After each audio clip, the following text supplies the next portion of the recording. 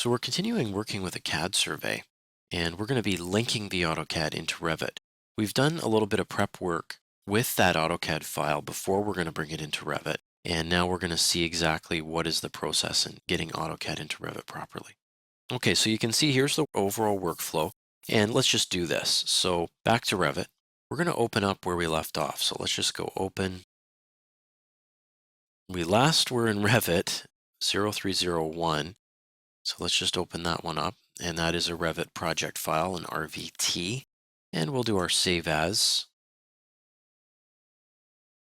And this is 0402, and it's still the Revit site file that we're working on. And this is just the starting point, so I'm going to call this begin. Options, just the one backup, great. And then I'll do another save after this. And we'll call this one complete. Good, so now we can get working.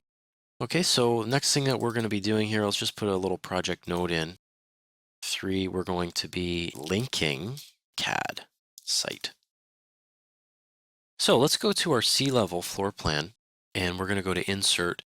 So the first thing that we have to remember is always link. So let's just click on link. And let's find the file, but just a single click, not a double click. So we'll go with 3D to start, and then we'll discuss some of the settings here that we need to talk about. Current view only is unchecked for 3D, is checked for 2D. That's a general best practice rule, whatever you want to call it. And let's discuss it in the context of our file. We're starting with the 3D one.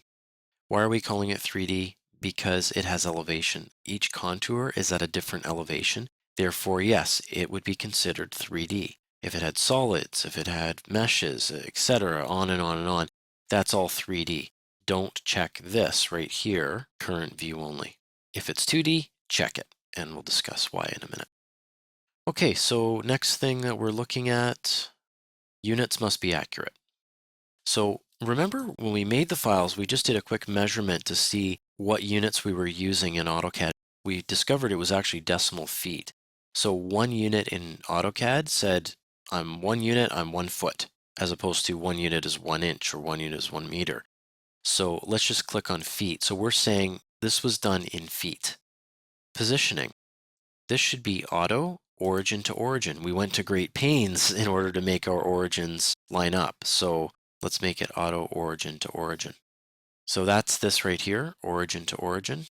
Okay, once we've done those things, everything else is largely cosmetic. For instance, the layers you bring in.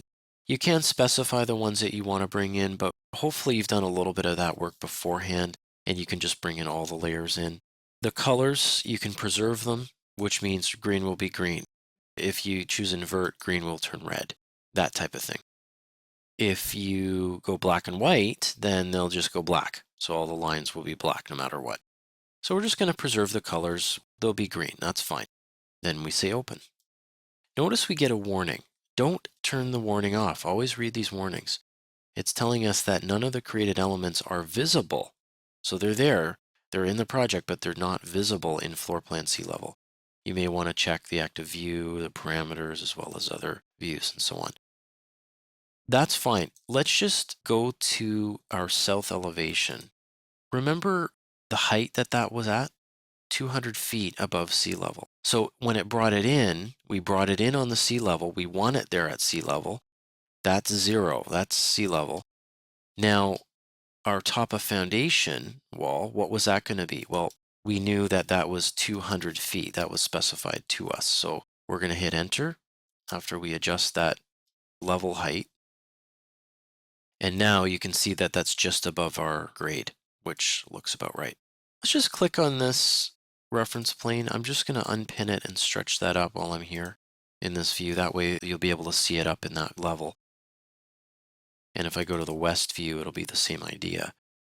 Click on that reference plane and just drag that up. These reference planes are defining the origin, which is quite important. Let's go to that top of foundation wall view. So I'm just in the floor plan top of foundation wall. Let's link in the CAD and let's go to 2D. And we're going to follow those same rules here. So this is 2D, so current view only. Colors, so we're just going to preserve them. The import units, their feet, it was the same as the other one. Notice the positioning, it switched it back to auto center to center. Let's put it auto origin to origin. Let's say open, and away it goes. So it looks like everything here is right.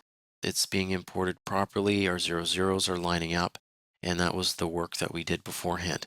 What if I were to go into a south elevation? Can you see those blue lines, those red lines? What if I were to go and click on the default 3D view? Can you see those blue lines, the property line? No. And we want it like that.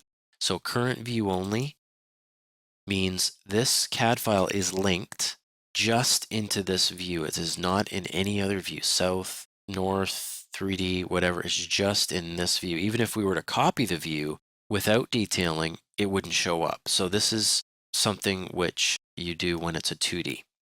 Okay, so the number 5 thing that we were going to do here were the levels, setting the north, and then also the location. Now we already did the levels. We wanted to do that right away just so we could make sense of it. We've set the top of foundation level up appropriately. What about the north? Remember when we made the AutoCAD file, we measured this distance right here. And I mean, you can even do that right here in Revit. If I go to annotate and then I go to angular, I could just measure that. And we've confirmed that that's 15 degrees. Now that's all well and good, but the problem is that's not our project north. And if you go into the settings for this view that we're in, this is the top of foundation wall. The orientation, it's set to project north, so this is not right. So here's what we have to do. We're going to click on this file. Now both of these are pinned, so we're going to unpin them. We're going to rotate them. And we're just going to move that little center pivot point correctly. And then we can either type in the angle that we want to rotate them, or we can just do a visual and rotate that up. Okay, so I did the contours first. Now I'm going to click on this one. This is the property line and building line. And let's rotate that.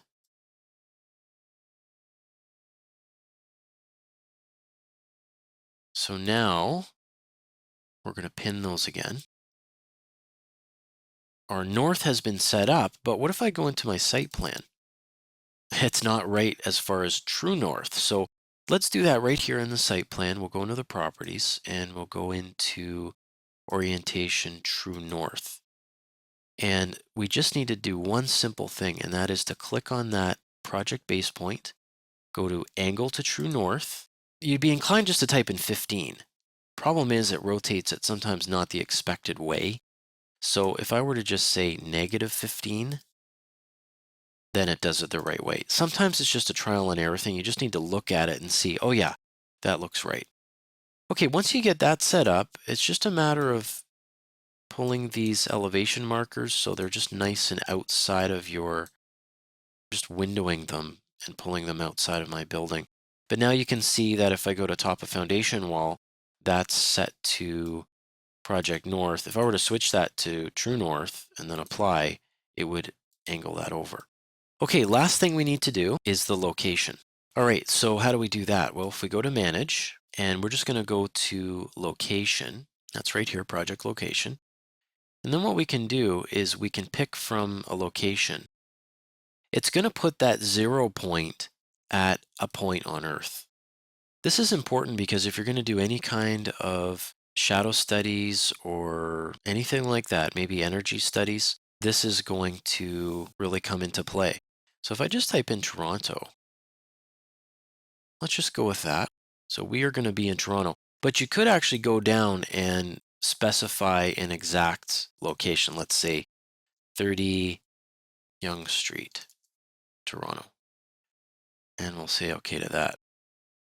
Okay, so there it is. So our CAD survey has been brought in. Our origins have all been set up. Our norths have all been set up, which do affect the shadows as well. And on top of that, our project location has been set up in our Revit site file.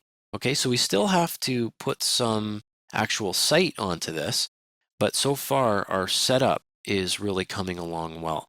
So let's just go to View, Close Hidden Windows, and let's just save what we've done, and then we can close that down.